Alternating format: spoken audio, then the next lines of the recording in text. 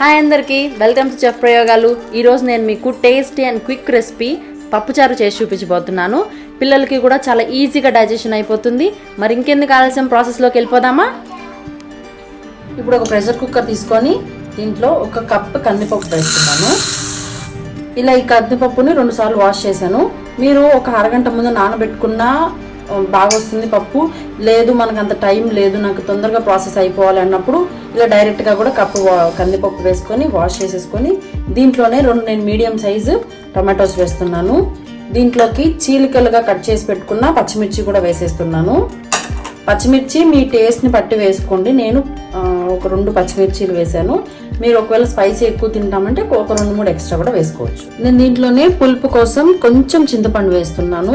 ఒకవేళ మీరు ఇలా డైరెక్ట్గా వేసుకుంటానంటే వేసుకోండి, లేదు అంటే ఇదే చింతపండుని ఒక 2 మినిట్స్ ముందే వాటర్లో నానబెట్టేసి ఆ ప్యూరీ వేసుకున్నా కూడా మీకు సేమ్ టేస్ట్ వస్తుంది.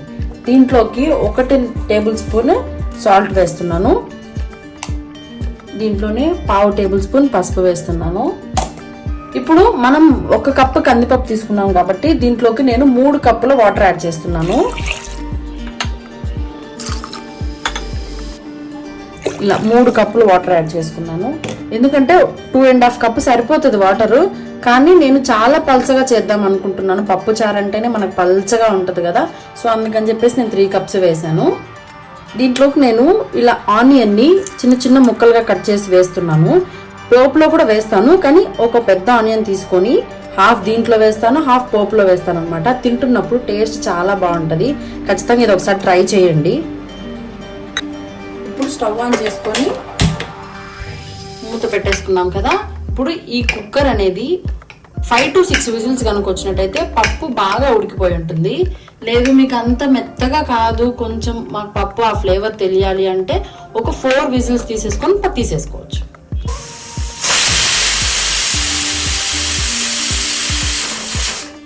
చూస్తారు కదా, ఇలా ఫుల్గా ఒక విజిల్ నుండి వచ్చింది కదా. సో ఇలా 6 విజిల్స్ రావాలి. ఇప్పుడు స్టవ్ ఆన్ చేసుకొని కడాయి పెట్టేసుకుంటున్నాను. 2 టేబుల్ స్పూన్ ఆయిల్ వేస్తున్నాను. ఈ ఆయిల్ కొంచెం హీట్ ఎక్కిన తర్వాత 1/2 టేబుల్ స్పూన్ ఆవాలు, 1/2 టేబుల్ స్పూన్ జీలకర్ర, కొంచెం మినపప్పు, స్టవ్ లో ఫ్లేమ్లో పెడుతున్నాను. కొంచెం శనగపప్పు, దీంట్లోనే ముందుగా కచ్చా పచ్చాగా దంచి పెట్టుకున్న వెల్లుల్లి. ఇప్పుడు ముందుగా మనము హాఫ్ ఆనియన్ వేసుకున్నాం కదా పప్పులో, ఇప్పుడు దీంట్లో హాఫ్ వేసేస్తున్నాను. కొంచెం కరివేపాకు,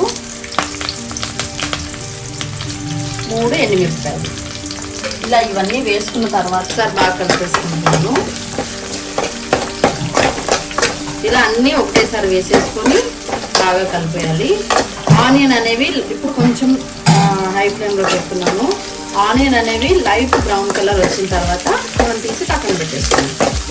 చూసారు కదా, ఇలా లైట్ బ్రౌన్ కలర్ వచ్చిన తర్వాత స్టవ్ని లో ఫ్లేమ్లో పెట్టేసుకొని లైట్ బ్రౌన్ కలర్ వచ్చిన తర్వాత ఇలా కొంచెం ఇంగువ యాడ్ చేస్తున్నాను. ఒకసారి ఇంగువ వేసిన తర్వాత ఇలా ఒకసారి చూసారు కదా, ఇలా ప్రెషర్ అంతా పోయిన తర్వాత ఒకసారి ముద్ద తీసి చూసుకున్నట్టయితే పప్పు చాలా బాగా ఉడికిపోయింది. వాటర్ అనేవి కూడా పూర్తిగా ఇనికిపోయాయి. బాగా ఇనిపిస్తున్నాను చూడండి. చూసారు కదా ఎంత మెత్తగా మెదిగిపోయింది. ఇప్పుడు దీంట్లో వాటర్ యాడ్ చేస్తున్నాను. మనం చేసేది పప్పు చారు కాబట్టి వాటర్ యాడ్ చేస్తున్నాను. లేదు మీకు ఒకవేళ పప్పు కావాలంటే ఇదే విధంగా దీంట్లో పోపు వేసుకొని ఇలా కూడా తినేయచ్చు. సో పప్పు చారు కాబట్టి నేను వాటర్ యాడ్ చేస్తున్నాను. మీ ఇష్టం, మీకు ఎంత పలచగా కావాలో అన్ని వాటర్ యాడ్ చేసుకోవచ్చు.